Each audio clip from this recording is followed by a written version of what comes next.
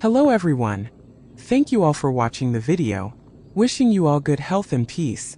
The afternoon arrived cloaked in a heavy curtain of rain, the kind that fell in relentless sheets, turning the earth into a sea of mud.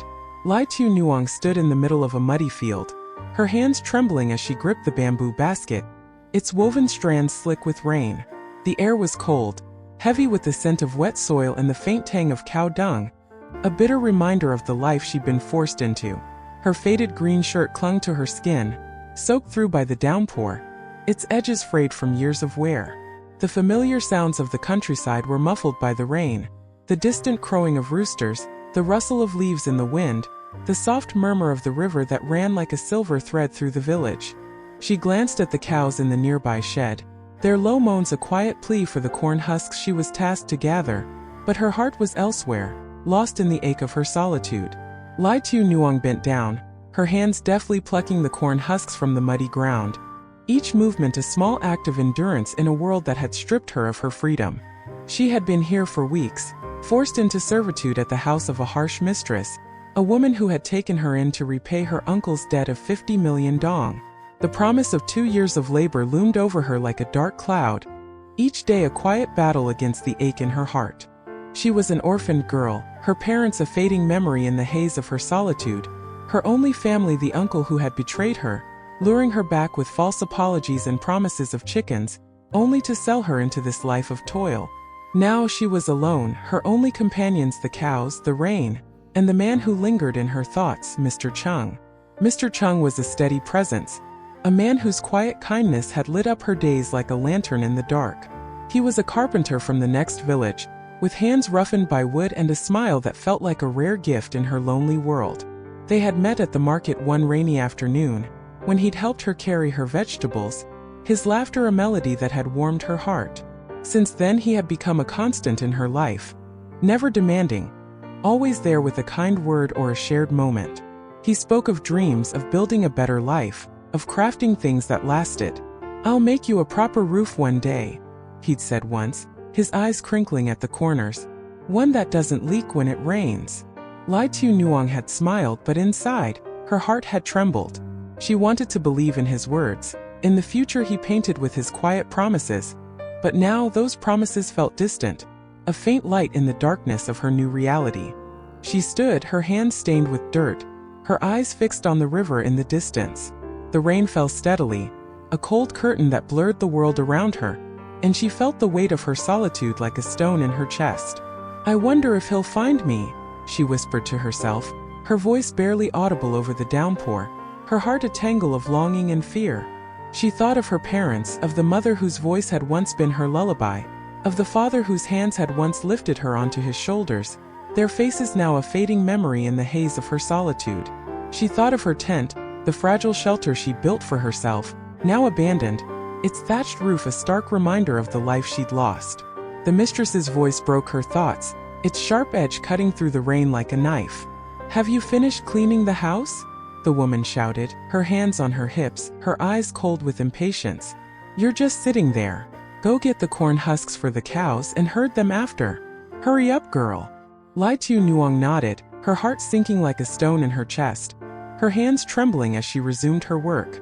The corn husks were heavy, their rough texture scraping against her skin, and her hands ached from the effort, her fingers raw from the cold. "Be careful," the mistress barked, her voice firm, her eyes sharp with judgment. "If those cows go hungry, you'll go hungry too."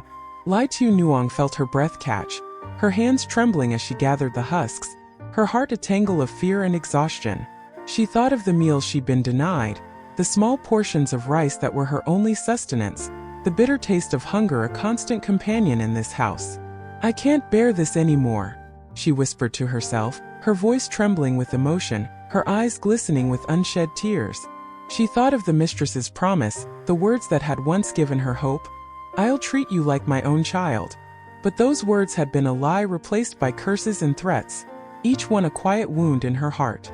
As she herded the cows into the field, the rain falling harder, its cold fingers seeping through her shirt, chilling her skin, a quiet resolve began to form in her heart. She glanced at the path that led to the river, its muddy ribbon a faint promise of freedom, and her heart pounded in her chest.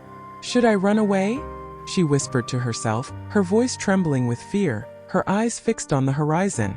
She thought of Mr. Chung, of the way he'd smiled at her, of the warmth in his touch, the steadiness in his presence. If I escape, maybe he'll find me, she murmured, her heart a tangle of longing and fear, her hands trembling as she clutched the basket, its weight a stark reminder of her bondage. She took a step, then another, her heart pounding in her chest, her eyes fixed on the path ahead.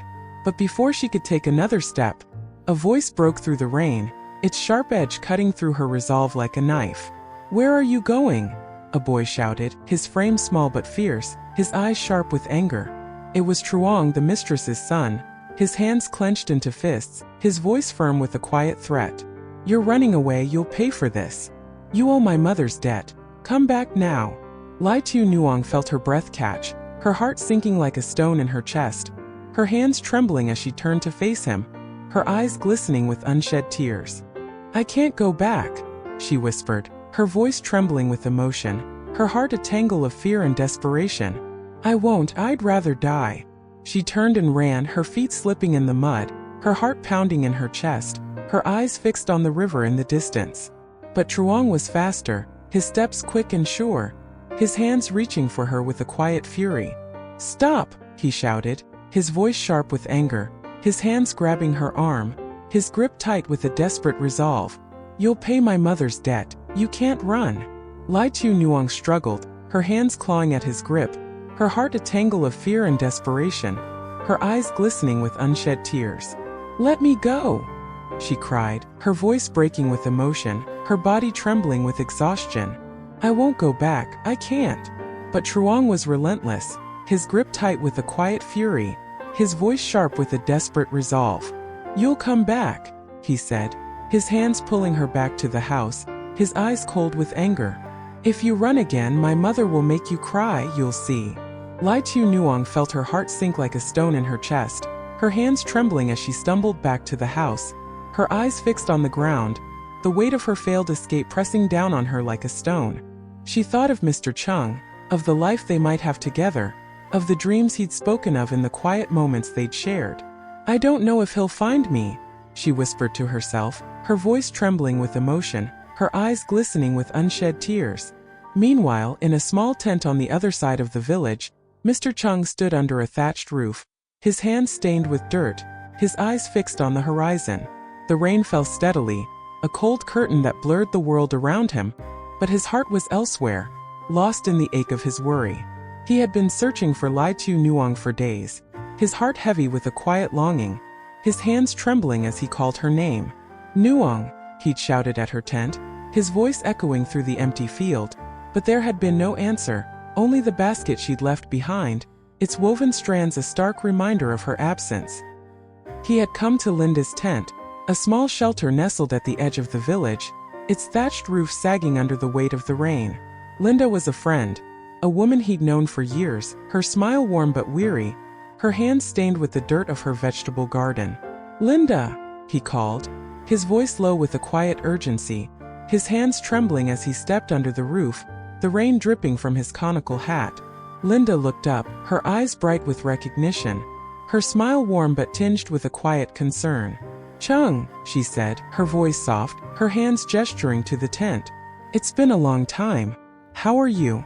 Mr. Chung nodded, his heart a tangle of worry and fear, his eyes fixed on the horizon.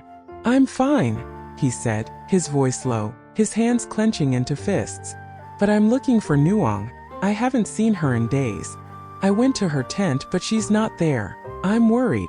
Linda's eyes softened, a quiet concern flickering in their depths, her hands resting in her lap.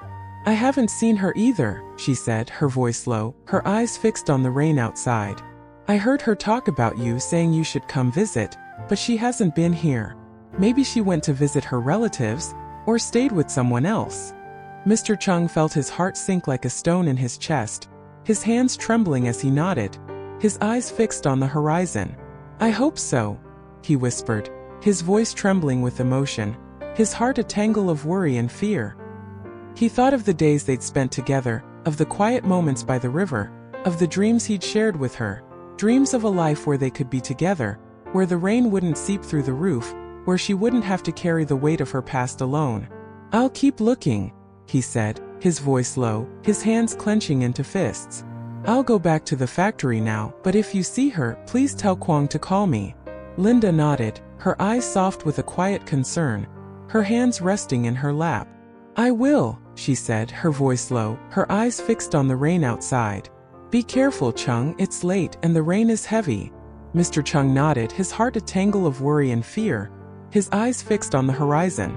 "Thank you," he whispered, his voice trembling with emotion, his hands clenching into fists. He stepped back into the rain, its cold fingers seeping through his shirt, chilling his skin, but his heart was elsewhere, lost in the ache of his longing. Back at the mistress's house, Tieu Nuong sat on the edge of the field, her hands stained with dirt, her eyes fixed on the horizon. The rain fell steadily, a cold curtain that blurred the world around her, but her heart was elsewhere, lost in the ache of her longing.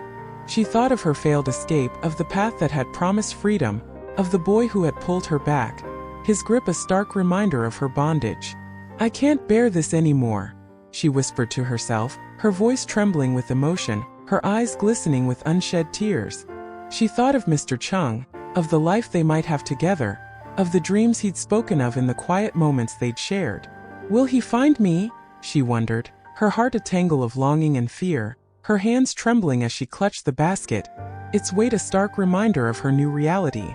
Would Mr. Chung find her as he hoped, and pull her from the shadows of her new reality? Would Tieu Nuong find the strength to endure, to hold on to the fragile hope she'd carried through the years? Or would she be lost to the currents of her uncle's betrayal? The rain offered no answers, only its steady, mournful song, and the moonlight, hidden behind the clouds, remained silent, a witness to their quiet longing. For now Tieu Nuong had the field, the rain, and the memory of a man who had brought light to her days, a small constellation of hope in the vast stormy sky of her life.